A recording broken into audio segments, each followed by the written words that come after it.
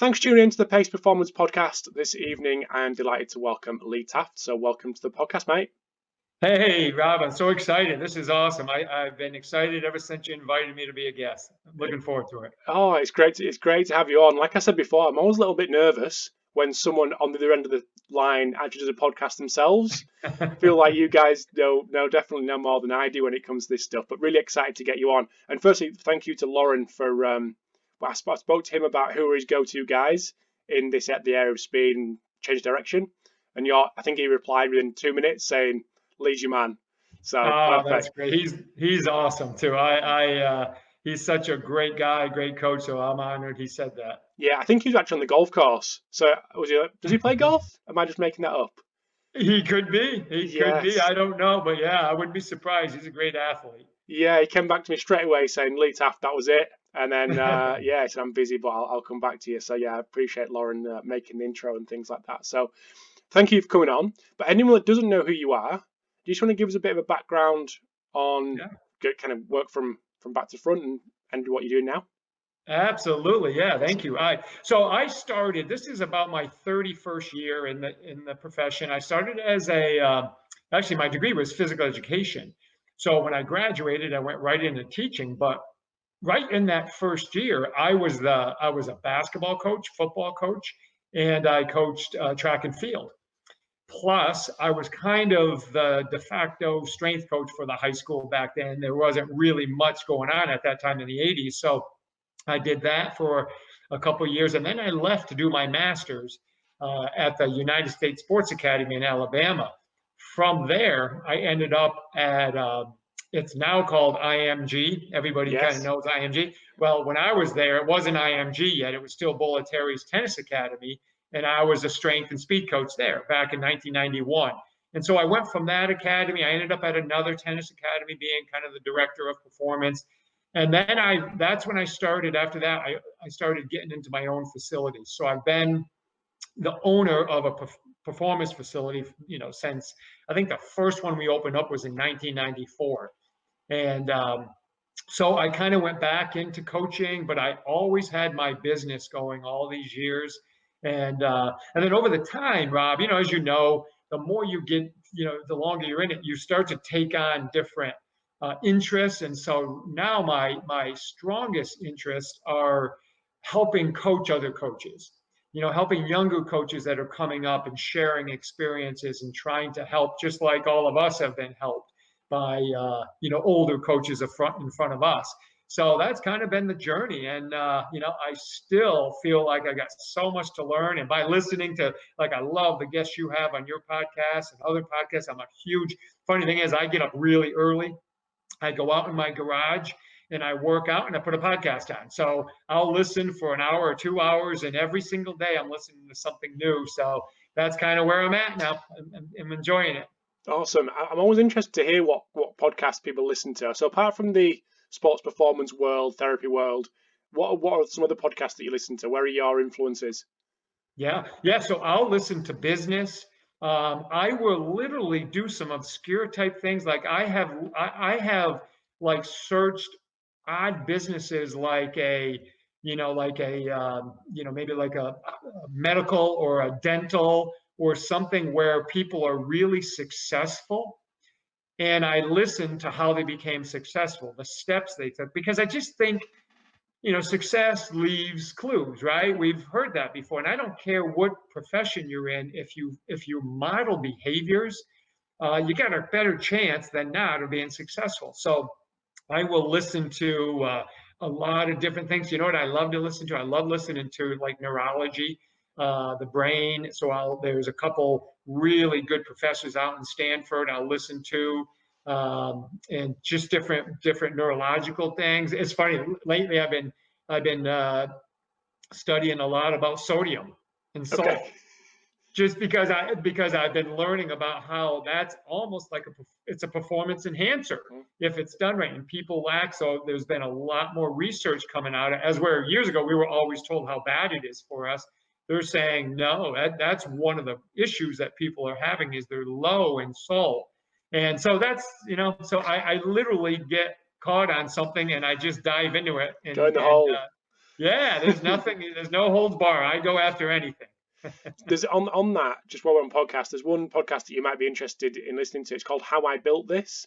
It's from NPR, so it's quite well produced. It's quite it's an easy listen, but it's basically doing that what you mentioned to start with, how businesses have grown, but it's going to like, I don't know, the CEO of Airbnb, or the the chief marketing manager at Amazon, or kind of going really high end. But it's their story and their personal story, but also the business story. So it's really interesting.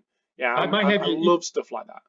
I might have you email me that. Yeah, email of course. me that what you said, because I probably won't remember it. But yeah, I'm always into stuff like that. So thank you for sharing that. No, it's great. Like Ben and Jerry's, they got the two guys on about how they built their business. Yeah, it's fascinating. Really, That's great. really cool. I love that. Yeah. But just diving into some of the stuff that we had on the list that I fired over, that I'd love to tap into your brain, and what obviously Loren mentioned, that you were his go-to guy with this kind of stuff. So I mentioned this before, and it was taking us on a little bit of a journey. And I know that ironically you'd put something on Twitter today about assessments and fancy gadgets and spending loads of cash and all this kind of things, and feeling a bit inferior if you don't have all that.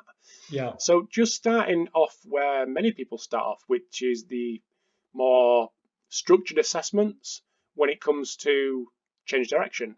So where would you start, and what's your overarching philosophy when it comes to assessing that physical quality? Yeah, that's a great question. So my philosophy has always been a little bit different from years of just watching and studying and not being overwhelmed by all the information. I kind of blocked it's almost like I put myself in a closet for years, and I said, I just want to observe. I want to see what the human body is telling me. So one of the things that I like to do initially, and this is a little bit different, is I want to assess how an athlete reacts in an agility format, which would mean, so agility is more of, we have to do some kind of reactive prediction or a decision making, we could say, and then change a direction. Can be that, but it's typically more of a patterning, like go to that line, come back to here. So it's a little different. But so what I like to do when I do my initial assessments, and it falls under my tier system, really, where what I try to do is I want to see the athlete react in their world. So if they're playing sports, because the one thing that I've never tried to take away from the athlete is I don't want them to become the best mover in my facility and that not transfer to the field, court, track, ice, whatever. So what I try to do is I'll put them in some kind of random reactive setting where they just have to react either to me pointing, maybe I'll partner them up and I want to see a move, and I'll videotape it. And I'll watch them over a series of reps and or sets. And I start to notice what they bring to the table. Like, what do they actually do? How does their body respond and react when it has to react and change direction? What are its go-to patterns? Where are its limitations and its strengths? Then I can now take my assessment to, okay, I've seen this athlete have similar issues time and time again. Now I can say, okay, now I'm going to control that. For example, I might have noticed that every time they plant with their right foot, maybe they just spend too much time there. Maybe they overbend into overload. So what I can do now is I can say, I can design an assessment where they plant consistently off that side, off that right side. And now I can start to really dial in. I can literally videotape from the knee down only, or from the knee to the hip or to the T-spine and then above. And then I can start to put those together. So what I'm getting is I'm seeing, okay, this is how the athlete does it in real time. So this is what I might expect if they were playing soccer, or if they were playing, football or whatever, basketball. And now when it's in a controlled setting, now I can kind of tweak those things. I can give them different variables to deal with, or different pressure points to deal with, meaning I can put maybe a band around them below their center of mass to really affect lower body, or I can raise it above their center of mass to affect what I call shoulder sway or shoulder dump if we add rotation to it. So that's really what I'm looking at. That's when I assess, that's how I do it first, because it takes the guesswork out of it. When I make it reactive, I'm not just guessing that they might be bad at this or good at it. I'm actually seeing it. Then I can go exactly where I want with it. Interesting. So one thing I've got down is transfer. I know we'll definitely come on to this later, but how much emphasis does that have in your philosophy with regards to the training of this, and how does it mold it even right from the start? Yeah. Transfer is a difficult one to determine, but what we know helps is if we can give the athlete context. Context is something that is very transferable, meaning if I put an athlete in a situation where they have to match the speeds of an opponent, or they have to get in a direction that I just pointed to and they have to get back, that's similar to what they might experience in a game. They either have to stop somebody from, kicking the ball around them or dribbling by them or the tennis ball being hit by them. They have to, so they have context as to why I want them to move the way they're moving. As where if I take that away and I say, hey, just move to that cone and come on back, they're like, okay, I can do that, but they don't really know, like they don't have any context other than just, okay, I get my foot there and I come back. So the reason I do that is if they can at least have context as to why I want them to change directions quickly to match something, maybe to get a better time or just match a partner, at least they have context. And I know that part does transfer to sport because that's what they do. They're trying to compete the whole time. And then the skill of it, we still don't know how much it transfers, but it has a better chance if there's a contextual level to it. So just moving away from the skill side and onto the, I suppose, more physicality side, is there anything you do that's more structured on the physical qualities that enable the skills to then take place? Is there any assessment that you go through on that side? Yeah. So things like, obviously, we're going to do various forms of strength training, but we're going to also look at a controlled pattern, like a 5-10-5 or a 5-0-5, a T drill, anything like that, where what we're trying to do is we're just simply trying to look at what are their eccentric and concentric capabilities. But, and here's the part I love about this, Rob. This is what gets me excited about, sharing this and explaining is, yeah, I could say the athlete, I look at it and say, geez, they just don't have great quad strength or their hips or hamstrings or whatever. But the thing is, we got to understand the levers, how if they have a very long upper body, if they pitch forward a lot when they plant, in other words, they have a very hinge-like moment. They flex a lot at the hip versus staying more vertical. Those change, how that change of direction is going to be manipulated. So I could say the athlete is weaker when they stay more vertical into that cut versus they might be fairly strong if they hinge more. It's just because they load the system better and they include more maybe musculature involved in that. So I can do patterns that are very much controlled, very physical patterns, even just jumping and landing off a box and see what they do, or jumping and rotating and things of that nature. That tells me a lot. But we always have to investigate what's the momentum factor and how high is my center of mass? So, because that dictates where our strength levels are or power levels. Mm-hmm. That's interesting. So how much emphasis and thought and analysis, I guess, do you put into the trunk itself and how that affects everything else that's going below it?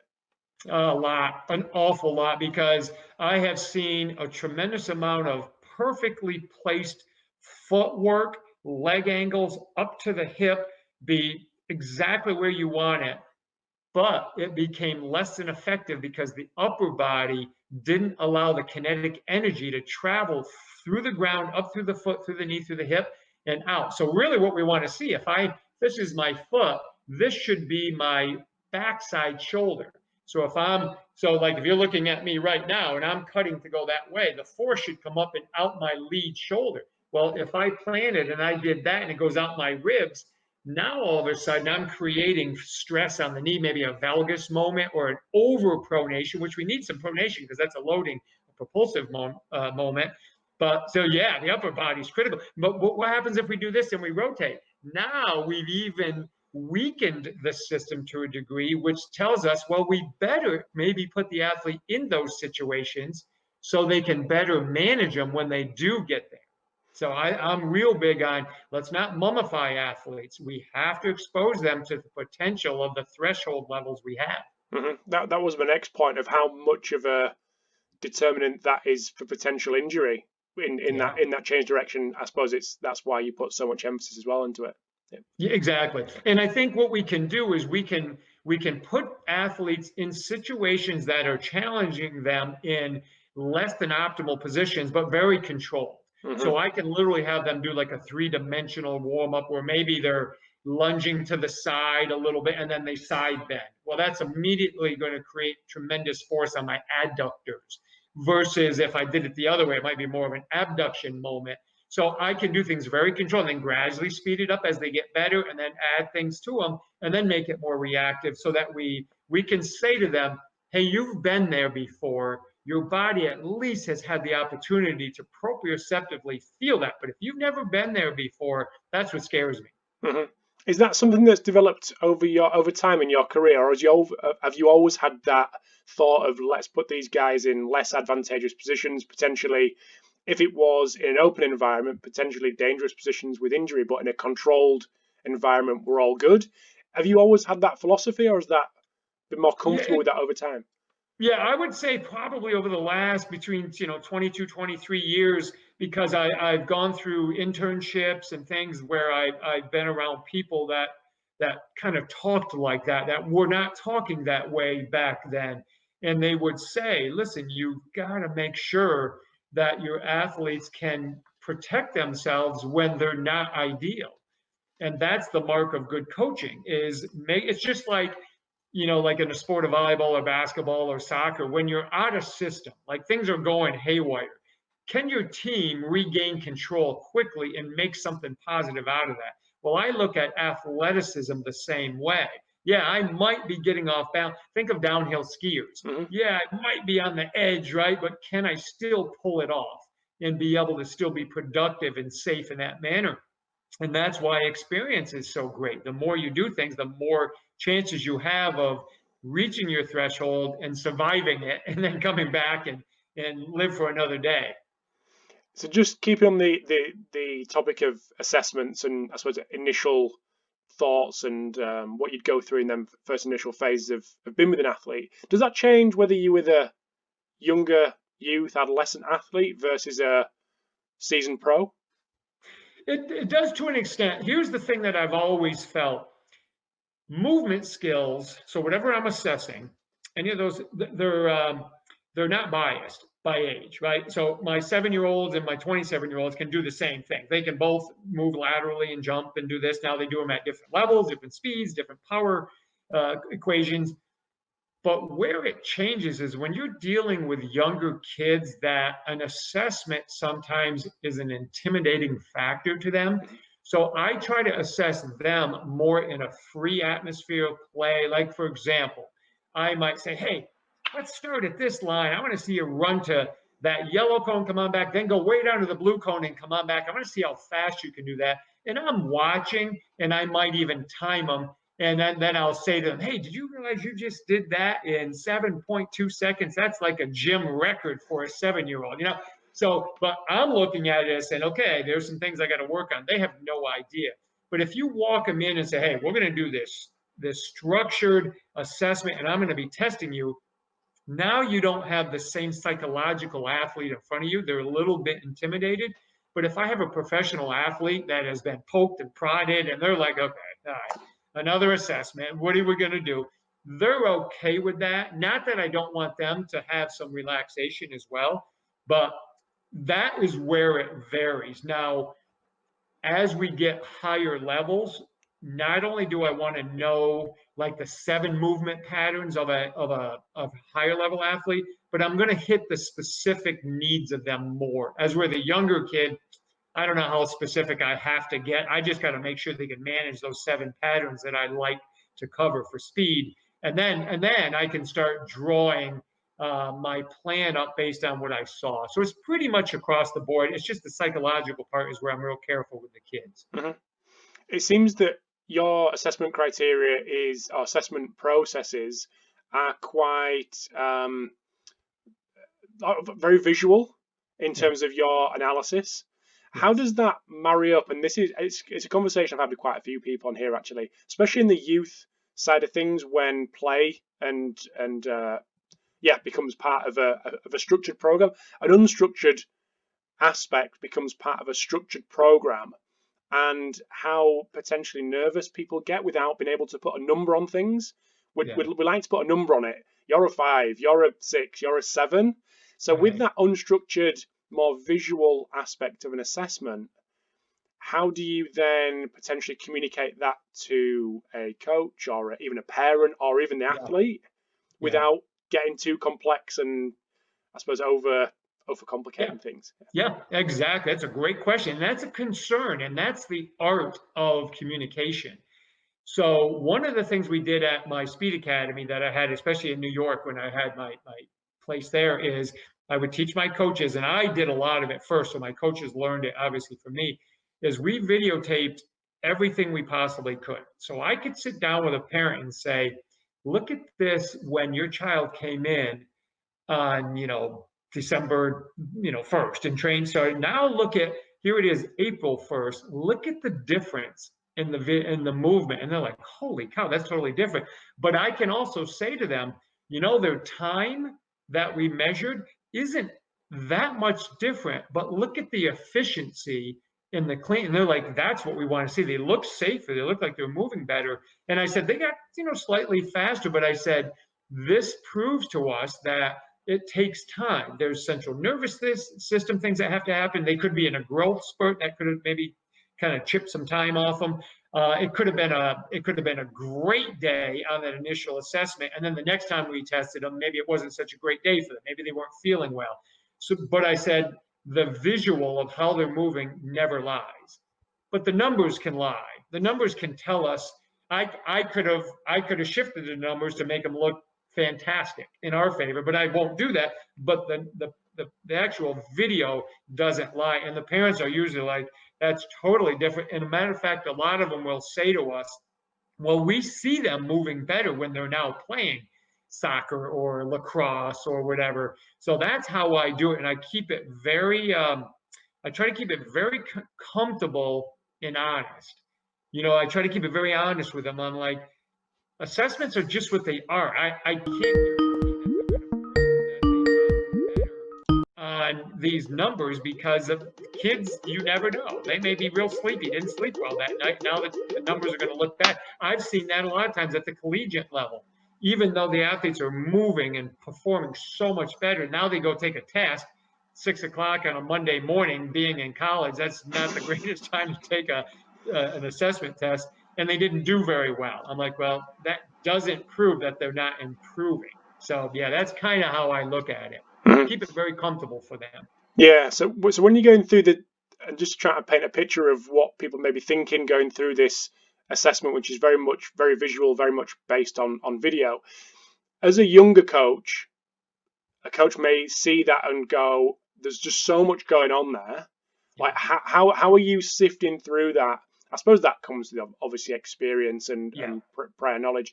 But is there any specific places that you know to look instantly? And if so, what are them areas that to identify early doors?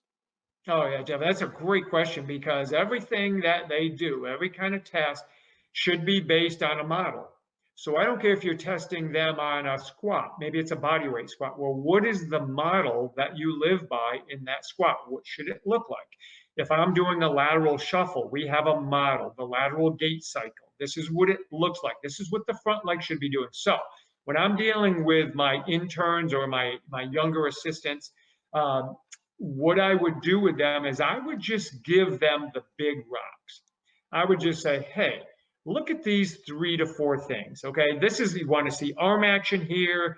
You want to see if they're staying in the tunnel as they move. You want to see the leg, maybe look for external rotation of that lead leg if we're moving laterally or whatever.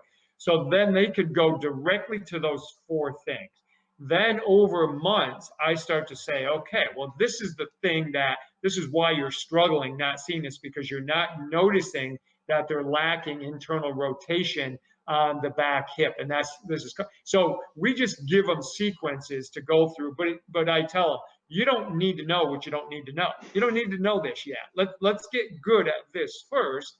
Then we can learn it, because I'm still learning. I mean, you know as well as I do, as more research comes out, we're like saying, oh man, we missed that by a mile. We weren't even close, but we didn't know that. And I'm okay with that. And it was kind of like, to my point on that little post I had today in Twitter, is like, live where you are. Be great at what you're doing right now. I don't have the money to have a $100,000 assessment tool that an NBA team does, but you know what I do have? I have a stopwatch and I've got a measuring tape, and I'm going to coach the heck out of using those 2 things.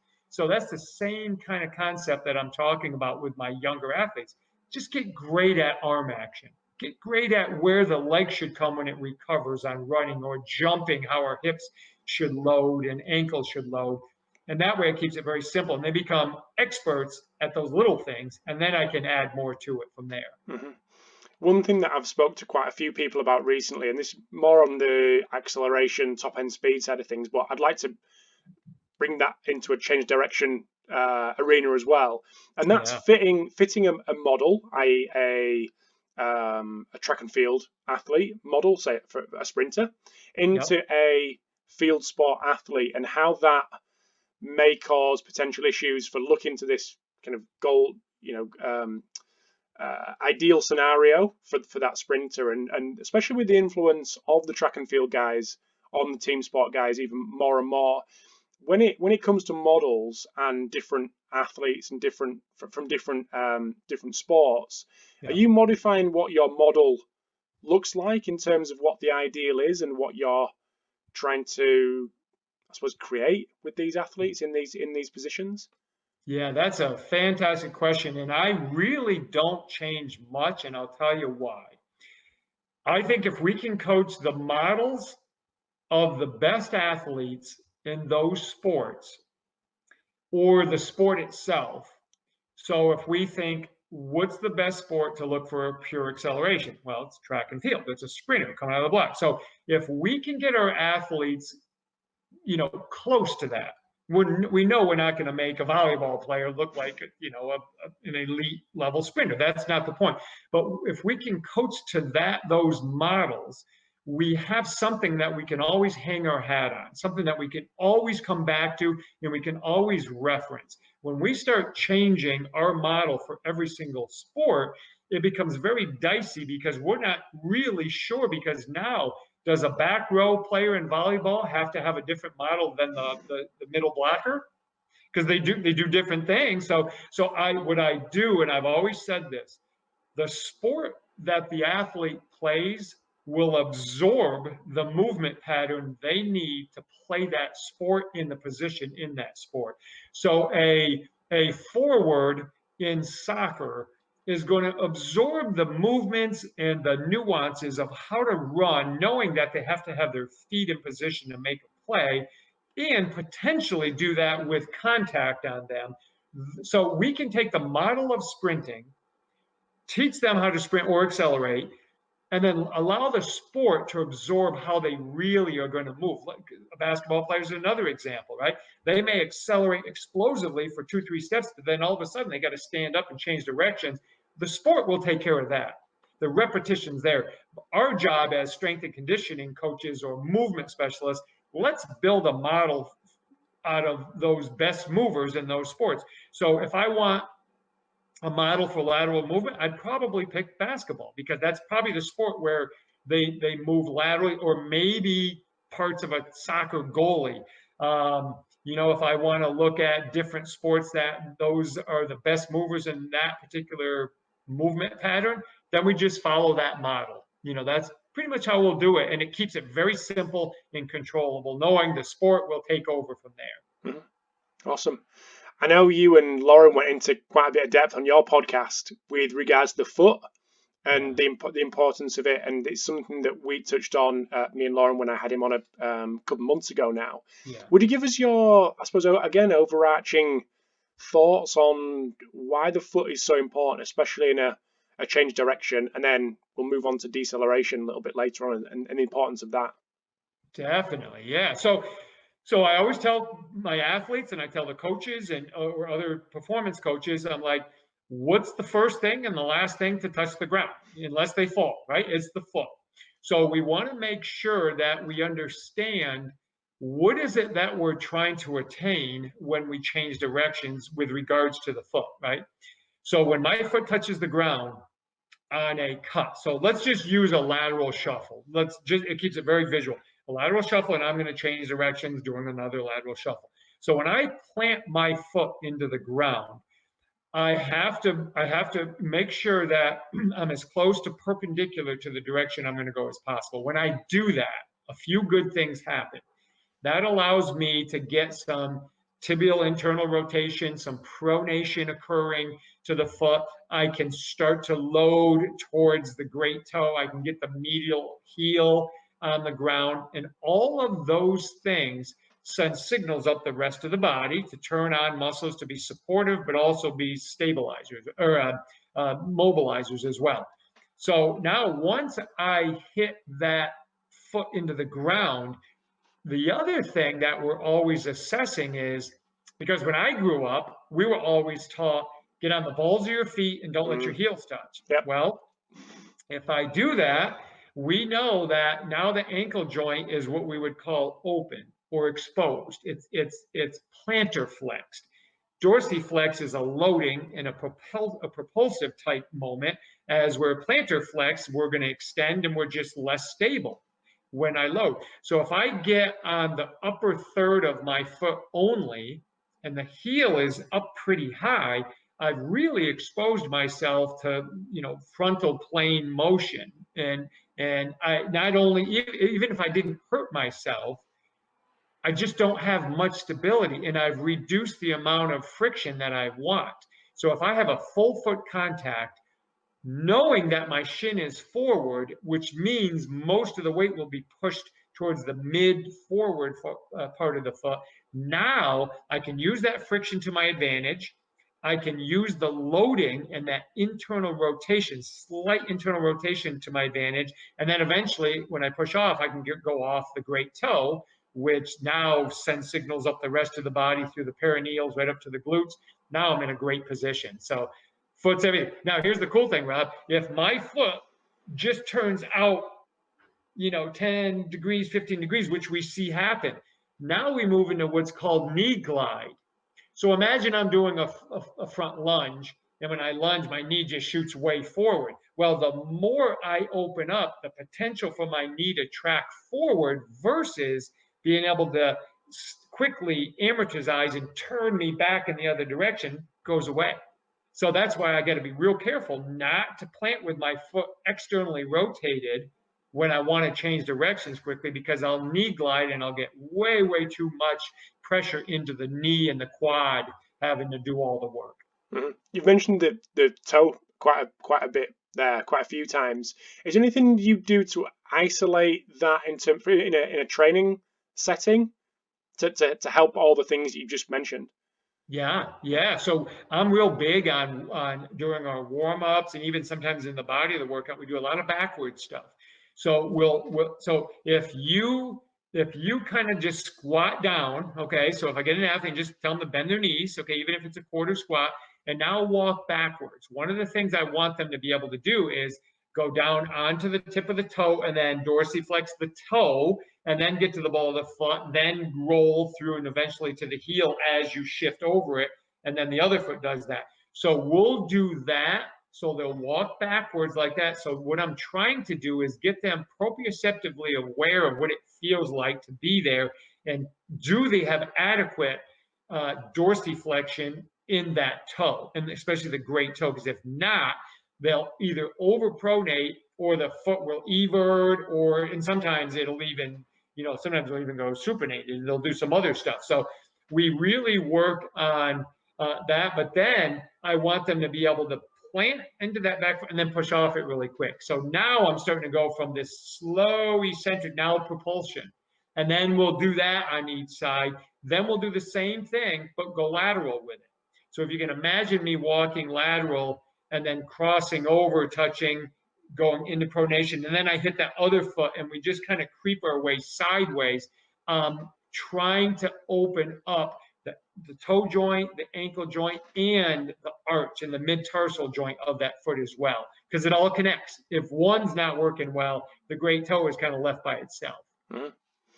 So on the programming front, there was, when I was doing a little bit of digging around, especially in some of your articles that you'd put out recently, but then again got into a bit of change direction hole on Simply Faster and all these different websites talking about change direction.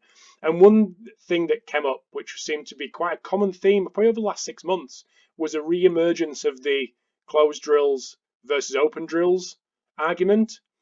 Not argument, debate, I suppose. Yeah. What's your thoughts? Do both have a place? Does one come before the other? What's your thoughts?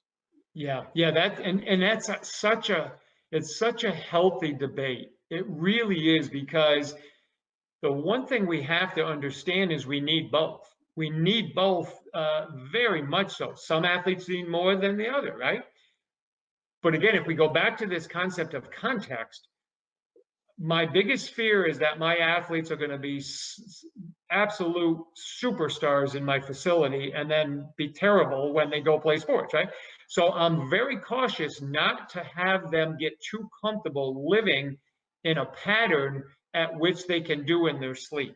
So I don't want, it's kind of like a dance. Once they learn the steps of a dance, they get good at it. Or like the ladder and the icky shuffle. Athletes get really good at that and they say, wow, you've improved, you're so good, but yet they can't actually apply that very well.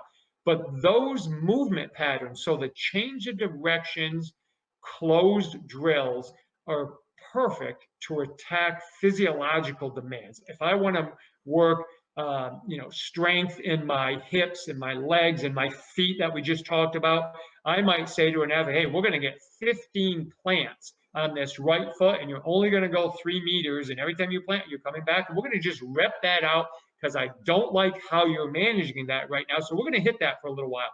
That's perfect. So Rob, what I do is I actually call all my closed drills or more fall under my correctives. Okay. And then my open drills fall under what I call my tier system, which is, the tier system is just a way of categorizing and progressing reactive drills, tier 1, 2, or 3. It's very basic stuff, but that's how I categorize it for my athletes and for my coaches. And so when we have these correctives or these closed drills, that's the mechanical side to us, right? That's how we fix things. That's how we can look at it and say, we need to make that better. We need more just rehearsed drills in that pattern. And so that's when we can attack it. The problem is, if you live there, synaptogenesis, okay, the synapses of the brain, when we really need to be discovering and solving problems to become better movers, gets dulled and it goes away a little bit. So if we can just add a little bit of reactivity in there every now and again, the brain is like, okay, that's new. I got to try that again. It's like a little kid riding a bike, right? Mm-hmm. They're all over the place until the brain says, oh, okay, that's all I have to do is do this, and now I can ride the bike. So that's what we're trying to make sure we don't do, is don't make the closed drills the only thing we do, but also don't live in the reactive realm either, because you got to fix things. You got to be able to fix them. You've mentioned the tier system a couple of times. You just want to give people a bit of an insight into what that is? Yeah, definitely. Yeah. So, for example, the tier system is really how I assess athletes, and it's how I can train them. So a tier 1 would be, the best example I can give you is a track athlete. They don't know when they're going to go, but when they do go, they know where they're going, right? So A track athlete knows I'm going straight ahead. So I can simulate that laterally, backwards, vertical. That's usually an entry level. I can have an athlete on the very first day say, hey, you stand on this line and your partner is going to stand next to you.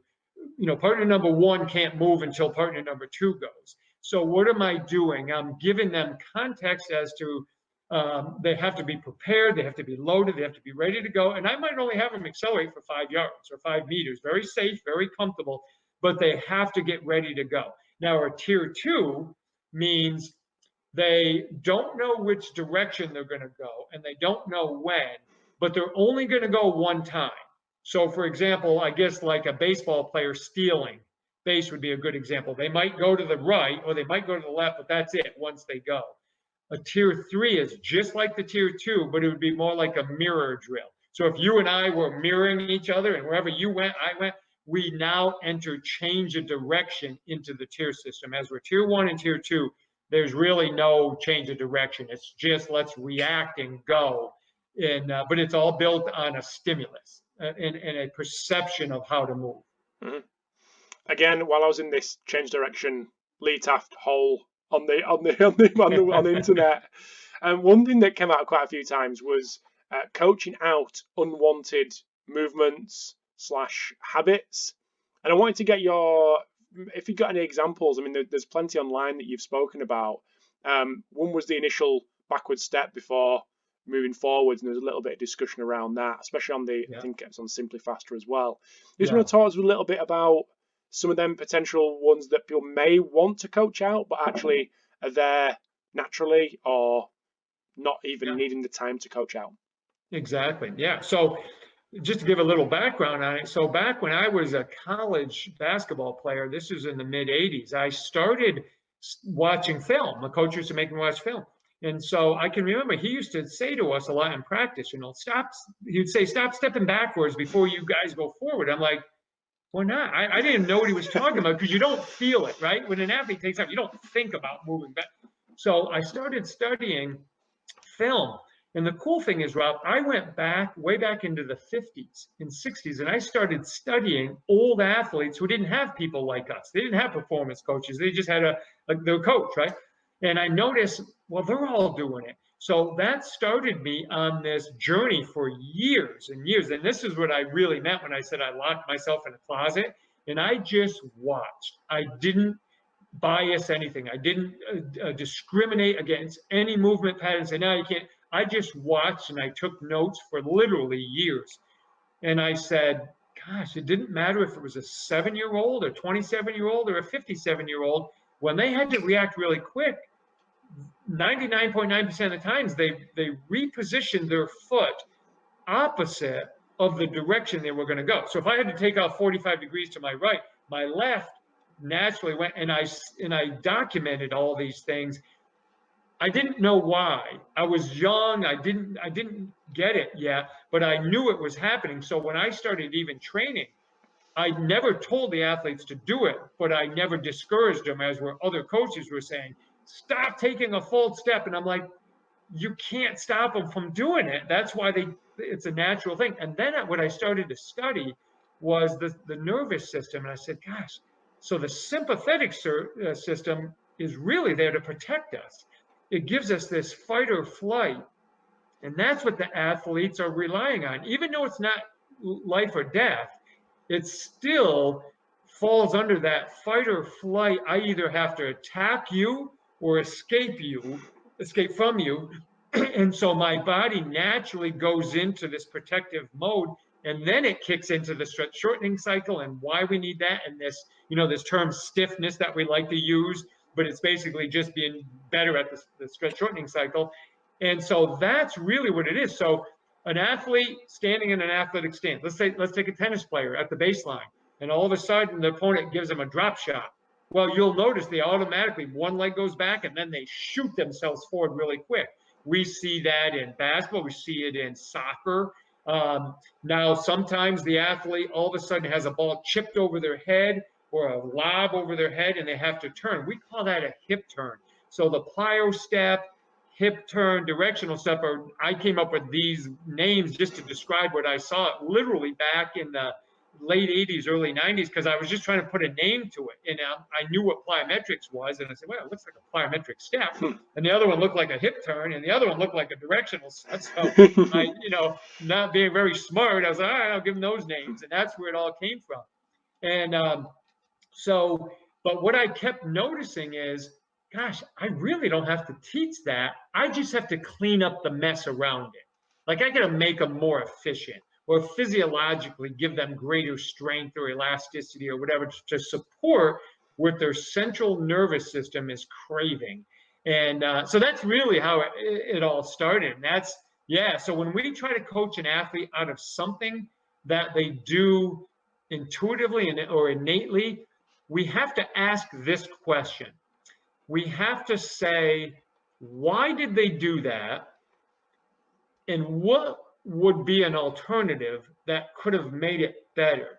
And you're going to be surprised most of the time when an athlete repositions, if they should not have, if we deem as coaches say, no, they could have been a better strategy.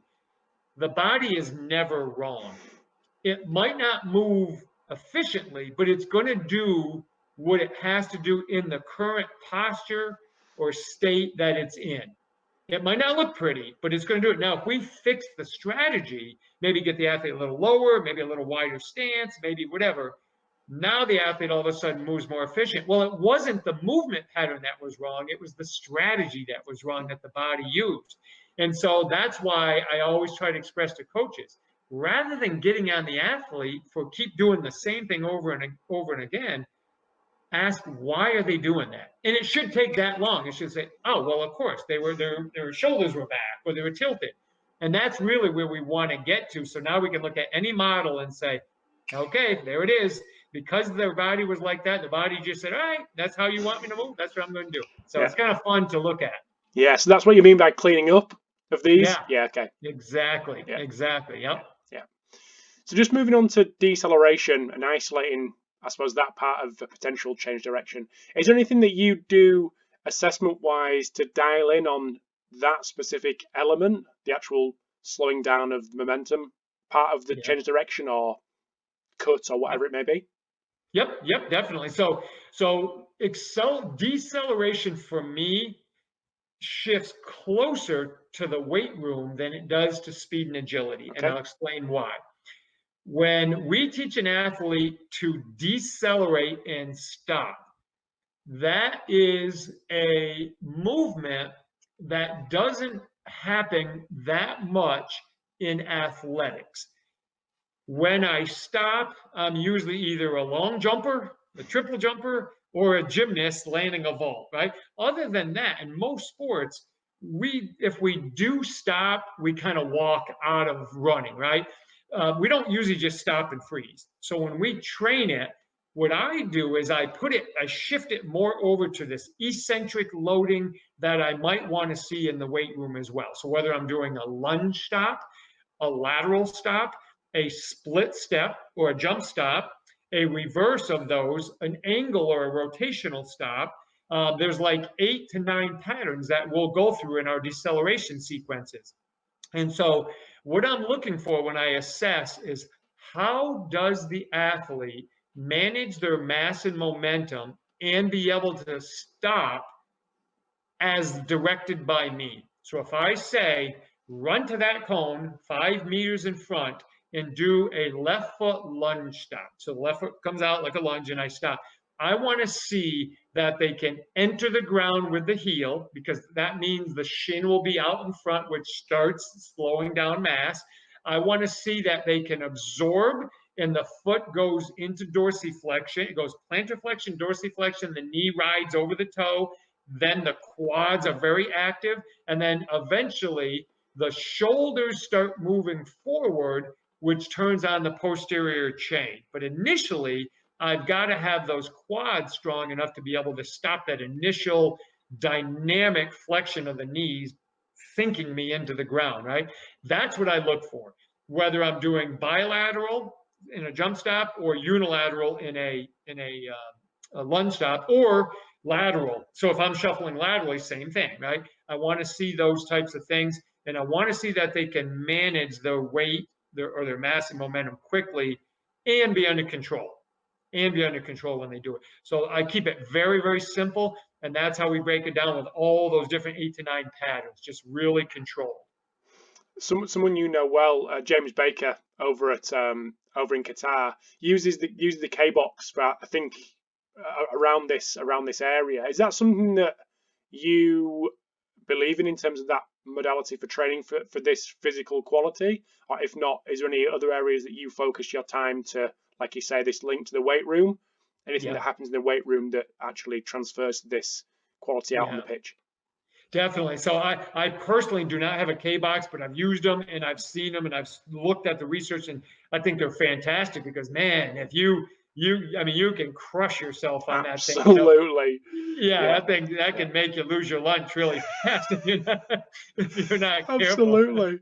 So there's a system that I love to use that I think your listeners will find very user friendly. So it's a 3-step system of decelerating. So, for example, let's say you're my athlete and I want to teach you any of the deceleration patterns. The first level is what we call hit the pattern or hit the position. Be able to just hit it right. Be able to do it. So I'm going to put a band around you, Rob, and you're going to run away from me and you're going to hit maybe a lunge stop. Well, because I got the band around you, I'm actually taking some weight off you. I'm like giving you a parachute. So I get to hit all these deceleration patterns, but I get to take some weight away from them. Okay, so they get comfortable, they get better at it. Phase 2 is they do body weight, just normal. Just go run, hit it, stop.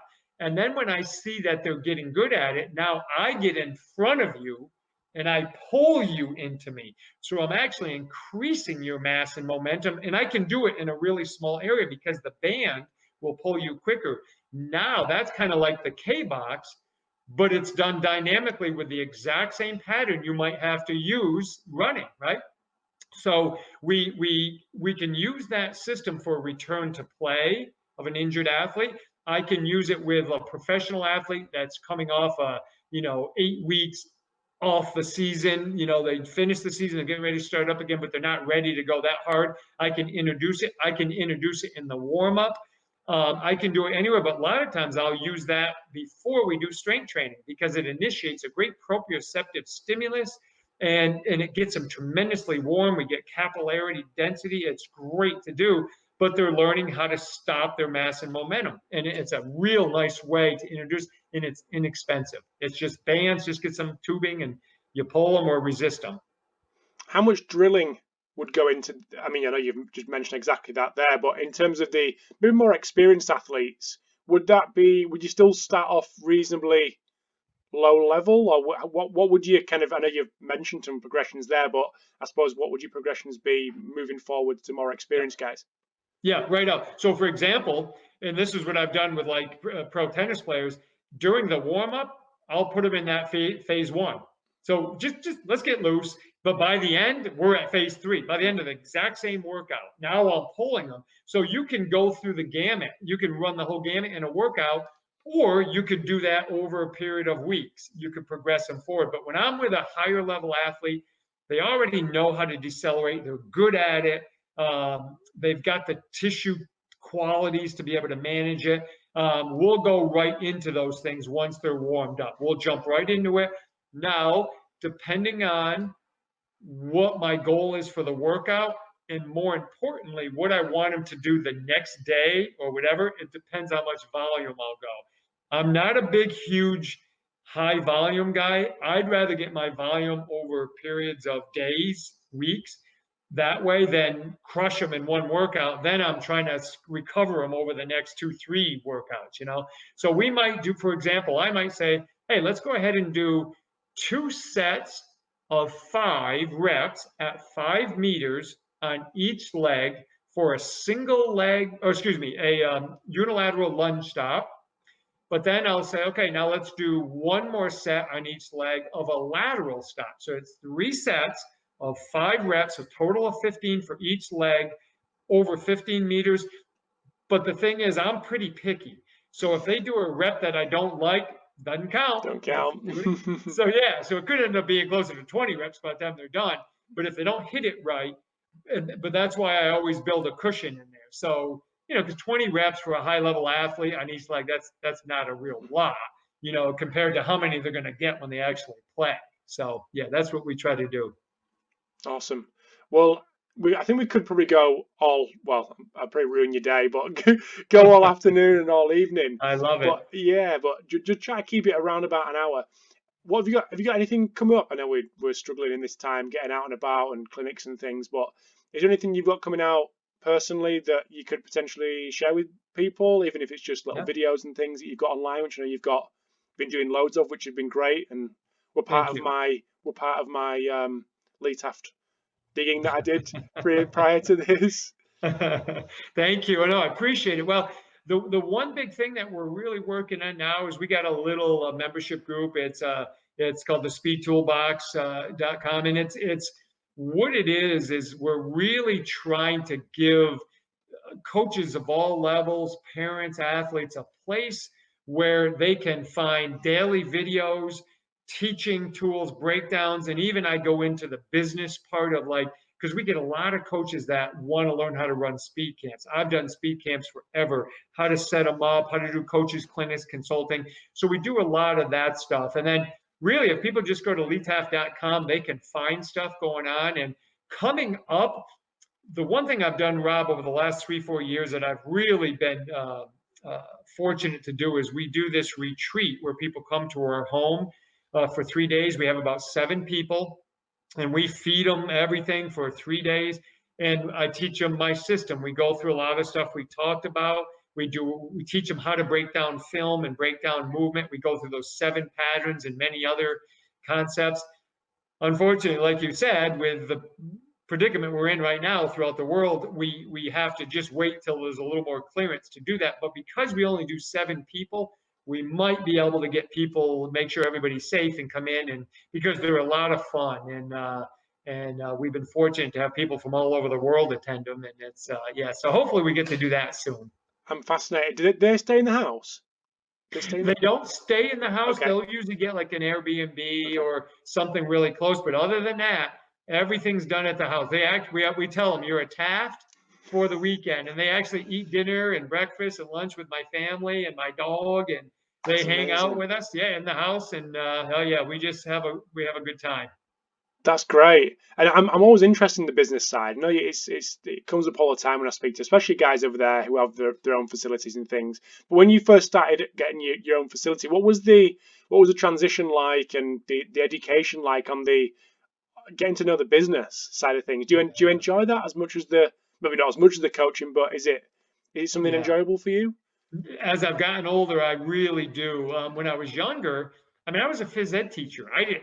I knew how to coach. The first here, this is how crazy I was. The first facility I opened up was like 4,000 square feet. It just happened to be an old pool hall where people played cards and pool. Nice. And it was abandoned. So we got into that nice big space. I knew nothing about the business, but I learned quickly. So what I did is I joined, coaching groups, masterminds, all these different business groups that taught me, how to think and how to use the business part of it. And then, of course, my wife, we run it together. But the one thing I learned, Rob, that was really important was how to communicate what it is that I do and how I can help, whether it's another school, a high school, a college, a pro team, or whatever. I never come at them like, hey, I'm the boss and I beat my chest. I come at them like, I love what you're doing. I'd love to learn more about what you do.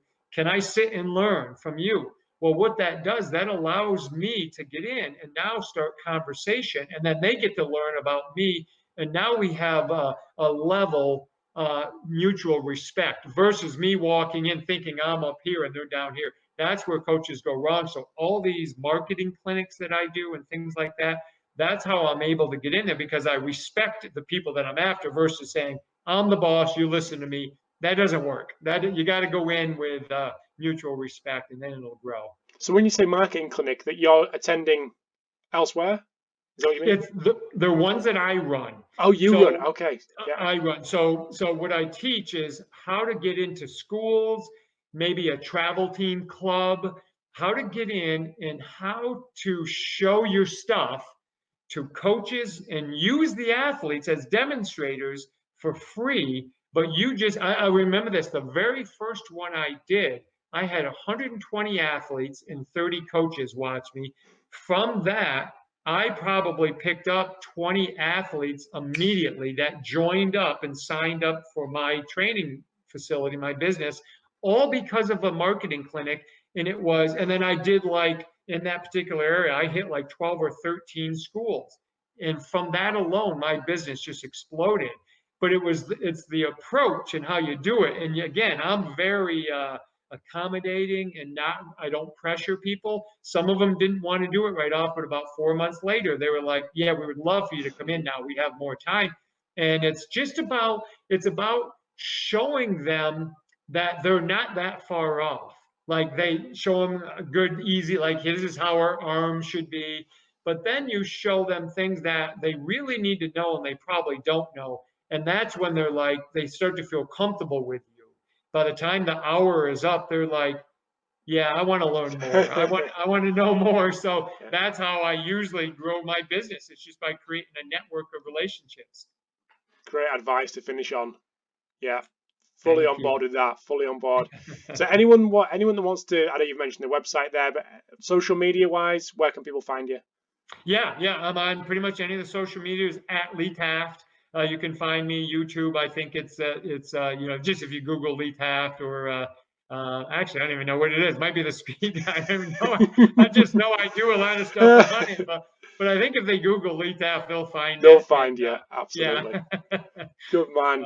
Well, thank you very much for giving up part of your afternoon to speak to me today. I really appreciate it. And it's it's great to chat. Thank you very much. Well, thank you, Rob, and thank you for all you do. Your guests and stuff are so educational, and you're doing a great job for all of us to get better. So thank you. Thank you very much. Appreciate that. Thanks, Lee. Absolutely. Thank you.